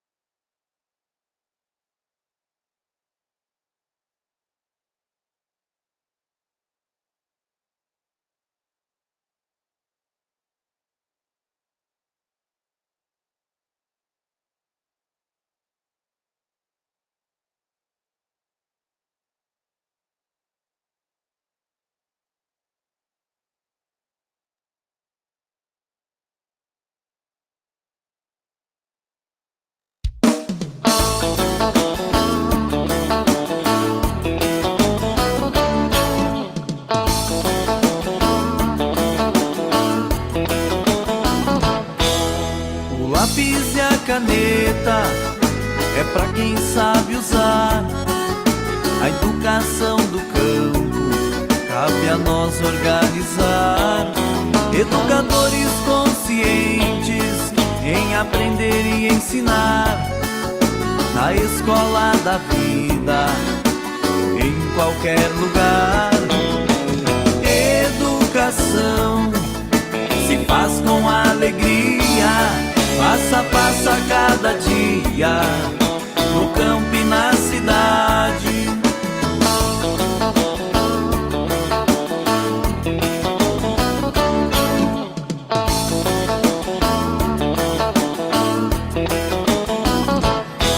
Um mais um sempre foi dois, não tem como inventar, soletrando a liberdade, além do beabá.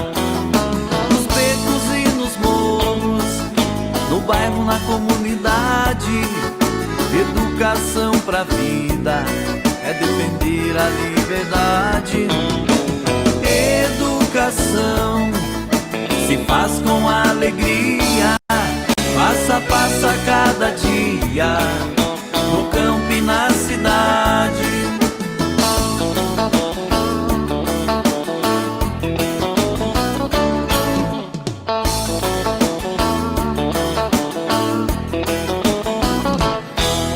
Adulto ou criança, jovem ou qualquer idade, quem não sonhou com um ensino de qualidade, a construção do novo, vamos nos somar.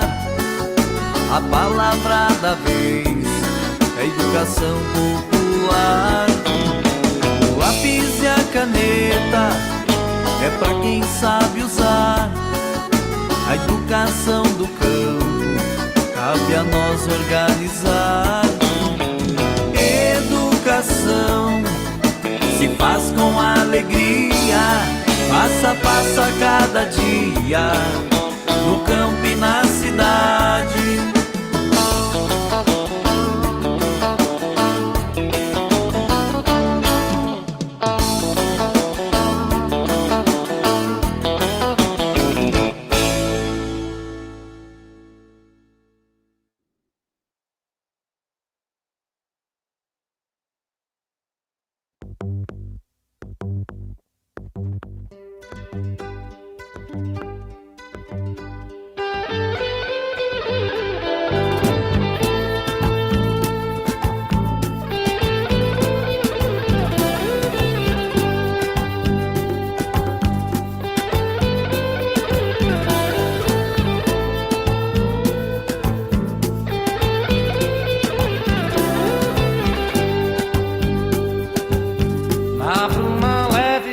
Paixões que vem de dentro, tu vem chegando pra brincar no meu quintal, no teu cavalo, peito, no cabelo ao vento, e o sol parando nossas roupas no varal,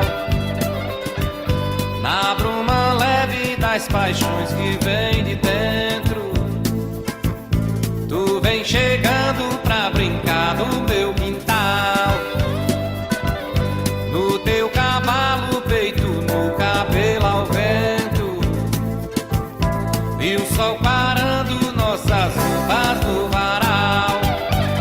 Tu vens, eu já escuto os teus sinais. Tu vens, eu já escuto os teus sinais. Maia, eu vejo tudo que você é.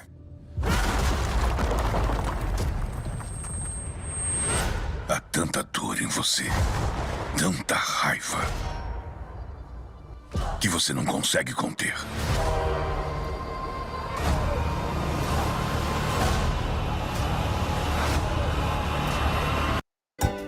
A voz do anjo sussurrou no meu ouvido. Eu não duvido, já escuto os teus sinais. E tu virias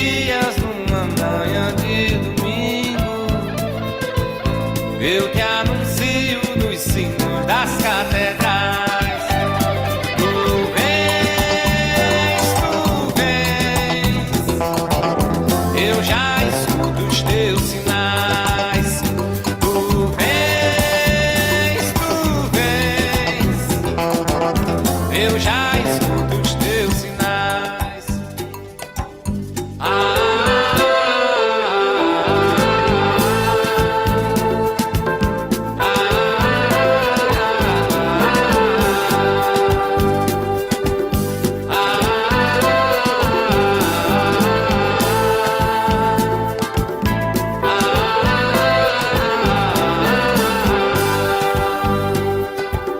Na bruma leve das paixões que vem de dentro, tu vem chegando pra brincar no meu quintal.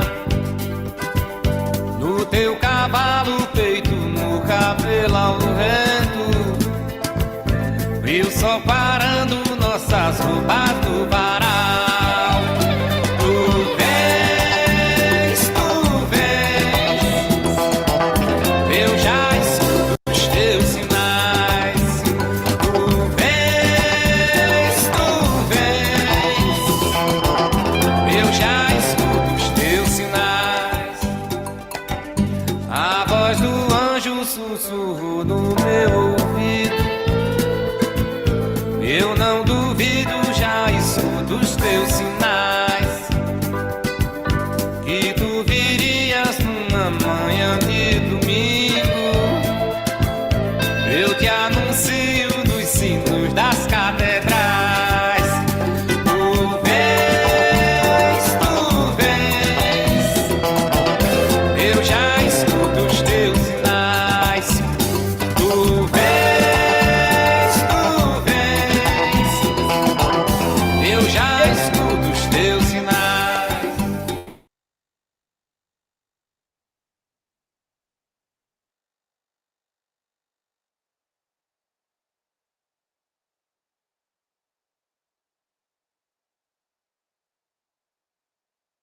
Vocês estavam escutando com eco?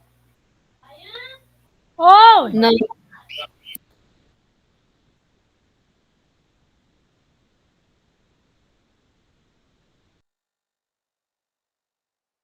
Espera que eu volto.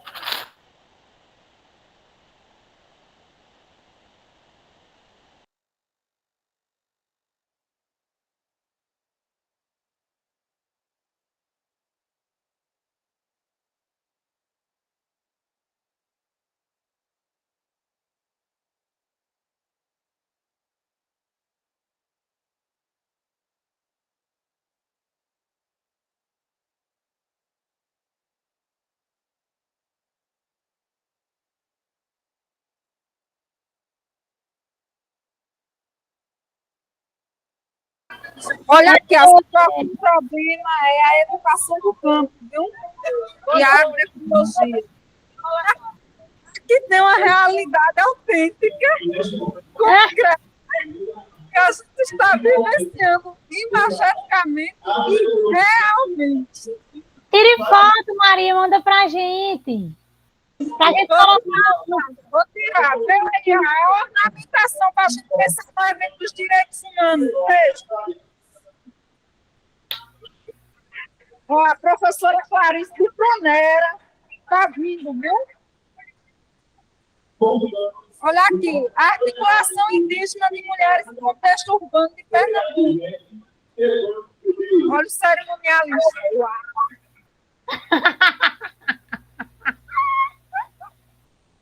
Ai, Aparecido, não faça eu rir, não. Aparecido que tá gravando, Aparecido. Sim, nada, eu disse nada demais, não. Olha aqui o povo, olha que povo bonito, lindo, maravilhoso. Olha os intelectuais orgânicos. José Muniz. Pessoal do campo, pessoal da universidade, pessoal dos movimentos, dos sindicatos. Olha aqui a mesa.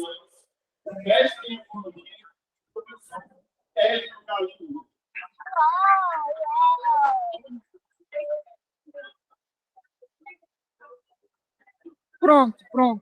Fechou. Olha aqui, antenor da FETAP. Amigão, lá de Pernambuco. Pronto, olha aqui meu imagético concreto, viu? Olha aqui as autoridades. Mas a gente tem as fotos para colocar no slide, as fotos da senhora. A gente faz Vou tirar foto de tudo. Se bem que eu não sou uma boa fotógrafa, não, mas fica valendo. Os poucos que eu mandar. Basta 2 ou 3, Maria, que a gente faz seu imagético. Ok, amado, ok. Pronto, gente, acabou o tempo, viu? Quem fez? Quem não fez? Tá todo mundo tão calado. É a fome. Ixi, Maria.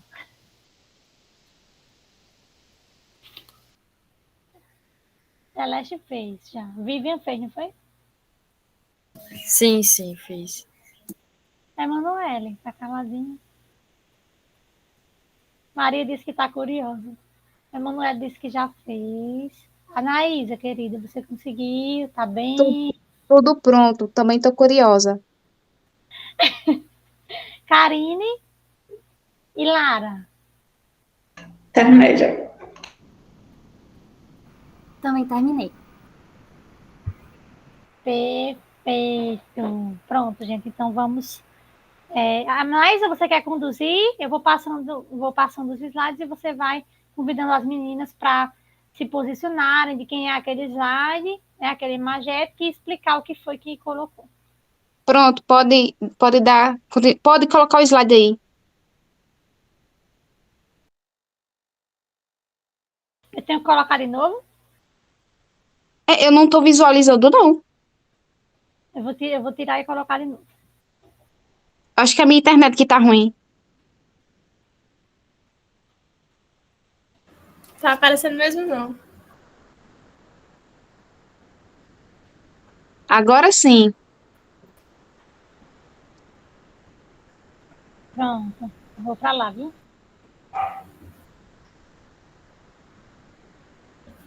Vivian, você pode apresentar o seu? Sim. Bom, pessoal, como eu fiz pelo celular, eu não me detive a colocar tantos detalhes. Eu queria só fazer uma analogia com o que eu estou me sentindo agora. Me sentindo agora não, mas no processo, como eu me senti. A primeira imagem é um rio muito fervoroso, com algumas correntezas e cachoeiras e afins, para significar de que eu não sou uma lagoa. Eu não sou uma lagoa, porque uma lagoa, ela simplesmente tem a sua água parada e ela só vai se transformar a partir do momento que tiver uma cheia muito grande, tiver um temporal. Então, o meu conhecimento, ele nunca vai estar parado. A minha formação, ela nunca vai estar parada. Então, apesar de eu ter escrito sobre a educação popular, sobre a educação do campo, existe sempre campos que eu nunca adentrei e que eu preciso melhorar muito. Então, eu não quero ser uma lagoa, e sim um rio fervoroso que está em constante mudança para se tornar algo ainda maior. E o casulo é justamente essa questão da metamorfose. Eu quero estar em constante mudança para me tornar uma linda borboleta, mas que essa borboleta, no processo, ainda estará em mudança, porque eu não sou um ser perfeito e detenho de todo o conhecimento mundial, né? Porque eu sou um pequeno átomo no meio de tanto conhecimento. Eu tenho muita coisa para aprender, muita coisa para ver, muita coisa para experimentar. Então, não sejamos aquelas pessoas engessadas em um pensamento. E a imagem de uma pessoa meditando, porque eu preciso refletir no que eu acredito, o que eu passarei a acreditar e quais serão as minhas atitudes como futura pedagoga.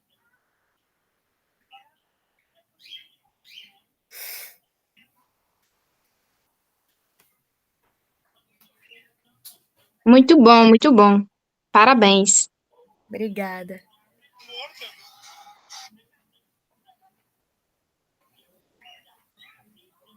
De quem é esse? É meu.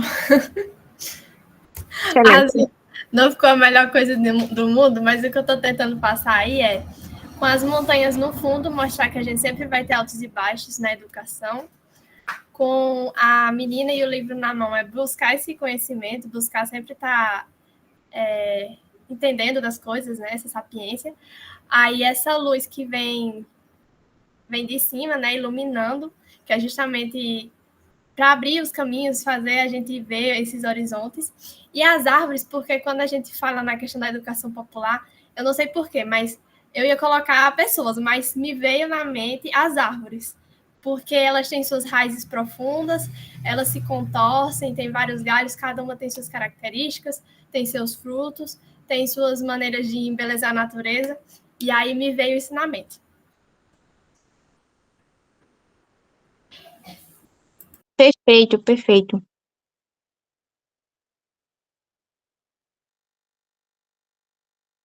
O próximo? Esse aí é o meu. Eu escolhi a palavra exploração, tipo, explorar mais ação. Porque eu quero que minha vida acadêmica seja baseada na exploração. Eu até separei esses 2 pontinhos para traçar especificamente.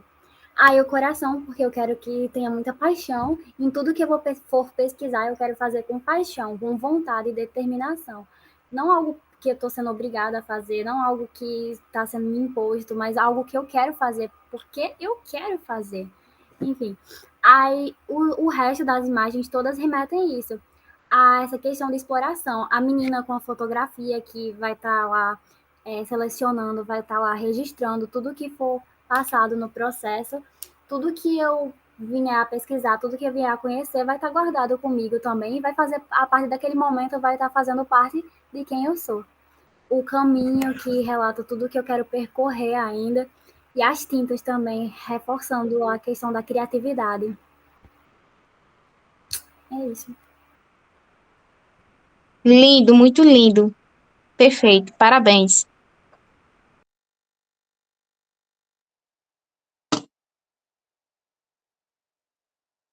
Esse é o meu. Aqui nessa primeira imagem eu coloquei a personagem com os girassóis desabrochando, assim sou eu. Eu sou tímida e busco na minha vida me desabrochar, me dar visibilidade. Nessa segunda imagem eu coloquei essa frase: corra atrás dos seus sonhos. Se não conseguir correr, ande, mas não desista. Assim sou eu, profissionalmente e humanamente também. E nessa terceira imagem eu coloquei o desabrochar. Eu não entendi muito bem essa imagem, mas é o desabrochar. É quando eu finalmente consigo me sentir à vontade, eu consigo ser criativa, eu consigo mostrar o que eu quero realmente. E assim vai ser no GPIF, vocês vão ver. Vocês me desculpem eu falar pouco, eu acho que eu preciso ler mais Paulo Freire. Mas realmente é isso, eu sou muito tímida ainda e eu vou melhorar, se Deus quiser. Próximo. Menina, que linda. Peraí, vou passar.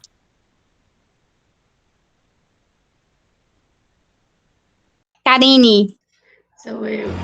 Bom, eu coloquei algumas figurinhas aí. Coloquei esse pássaro, porque é como eu me sinto atualmente, explorando alguns caminhos, tanto na área.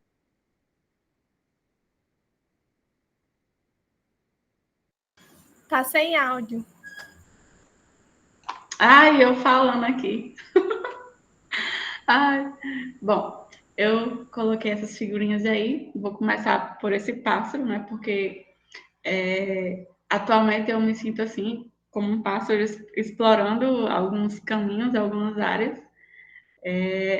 E o fato de eu ter vindo cursar pedagogia é porque eu tenho uma meta na minha vida. E a segunda figurinha é exatamente isso, né? Através do fazer pedagogia, eu vou conseguir alcançar a minha meta através dos estudos, né? E no meio do caminho, eu vou conhecer diversas pessoas que vão fazer parte da minha rede de contatos, né? Eu acho que a gente ter uma boa rede de contatos em todas as áreas é fundamental, né? Porque às vezes a gente, um amigo, tem aquele ditado, né? Que um amigo vale mais que 1000, eu não sei direito não, mas acho que é mais que 1000 palavras, não sei. Mas é um ditado que diz mais ou menos, um amigo vale mais que dinheiro na praça, é assim. Né? Então, eu acho que fazer conexões durante a nossa vida estudantil é muito importante, tanto para que a gente possa ter laços profissionais e que possam também, de uma certa forma, nos ajudar lá na frente, quando a gente já tiver terminado a nossa graduação, né? E a quarta figurinha foi mais para dizer mesmo que eu tenho uma meta e espero chegar lá através do curso de pedagogia. Tinha outros caminhos também, mas eu optei por fazer parte da área pedagógica também.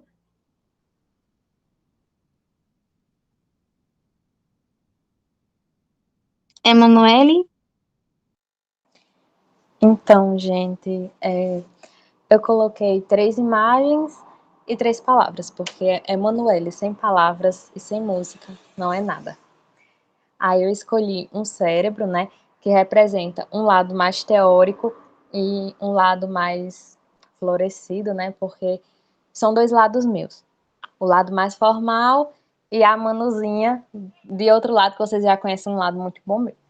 Então, e também destacando a conscientização, né, porque eu fiz esse imagético tendo como base o texto de hoje, as discussões de hoje, porque a cada encontro, a cada texto, eu consigo extrair novos posicionamentos. Então, a cada texto, a cada encontro, eu me sinto de um modo diferente. No de hoje, em especial, eu me senti assim. Me senti mais colorida, vi um lado mais formal meu, como também vejo um lado mais solidário, mais empático, né? O que exige a educação popular. Todas as setas apontam para a coletividade, porque, como a Aparecida disse no início, nós não fazemos nada sozinhos, né? Então, a coletividade é muito importante. E a dialogicidade, né? Que é uma categoria de Paulo Freire, que atualmente eu estou me aprofundando mais e me identificando muito, né? Porque sem um diálogo, nós também não somos nada, né? Quem tem boca vai a Roma. É isso. Muito bom, parabéns. Daiane, quer falar alguma coisa? Maria Aparecida?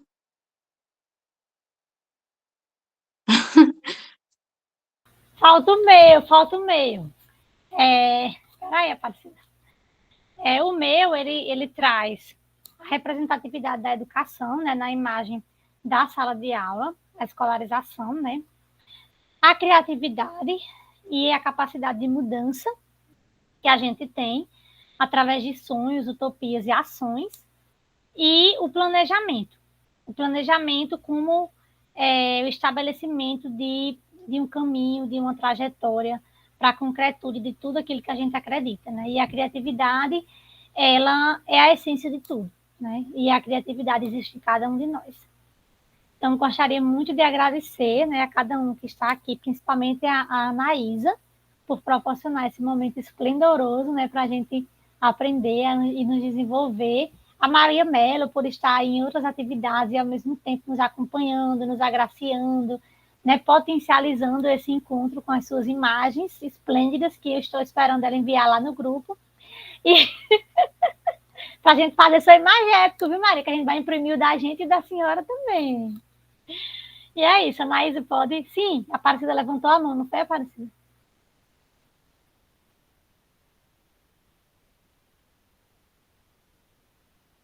Sim, Emanuele, o que você trouxe é muito o que Paulo Freire trabalha, né? Sempre uma palavra atrelada a uma imagem atrelada a uma palavra. E a partir da categoria, que essa categoria, imagem, palavra, ela surge da realidade do educando, se constrói o fazer educativo, né? O fazer sistemático, a atividade pedagógica. Então, assim, o que você colocou, né, ao utilizar a categoria, palavra, com a imagem representativa da realidade daquele sujeito, e a partir disso, o fomento da sistematização do planejamento da educação daquela atividade pedagógica. Então, parabéns, é isso mesmo. Anaísa pode fazer sua fala final e, em seguida, Celeste vai apresentar um poema que ela escreveu, viu, gente, de autoria própria, aqui sobre o nosso momento de dialógico, que a gente encerra, tá bem? Um abraço. Bom, eu só quero agradecer a vocês pela colaboração, pelo momento, né, por me ajudar a apresentar a minha primeira apresentação no grupo. E é isso, agradecer ao grupo e agradecer a Daiane, que está sempre me dando força, me otimizando, me incentivando a produzir. Obrigada. Boa noite a todos. Celeste pode continuar com seu lindo poema. Gente, é uma tentativa de poema. Uma tentativa. Neste encontro de hoje, viemos juntas caminhar, nessa roda importante de saberes comemorar. Na melodia da vida, acreditar e concretizar. No fazer e aprender, do popular apresentar, uma nova educação social buscar. Nada é perfeito nesse nosso aprendizado, por isso é importante para o sempre fazer passar uma nova revolução. Onde está o nosso povo nessa nossa educação? Trabalhar ou ensinar é o nosso começar nesse novo pensar. O olhar popular, um valorizar com a terra na nossa tradição do fazer Brasil. A criticidade é importante para o libertar, no viver socializar, ampliar, humanizar. Vamos juntos, vamos nessa, considerar o popular nesse nosso ensinar. Uhul! Que lindo! Gente, liguem as câmeras para a gente tirar uma foto.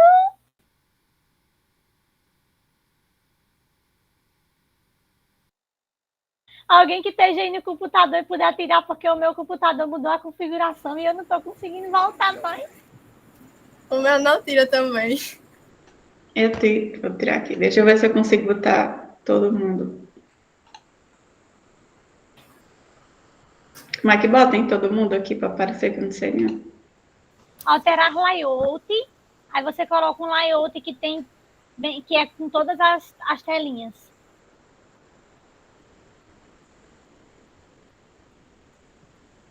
Tá aqui embaixo, é? Peraí, calma aí. Achei.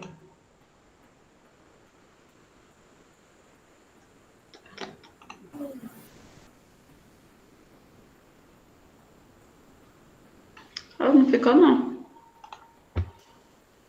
Deixa eu tentar aqui mudar. É automático, mosaico, destaque, barra lateral.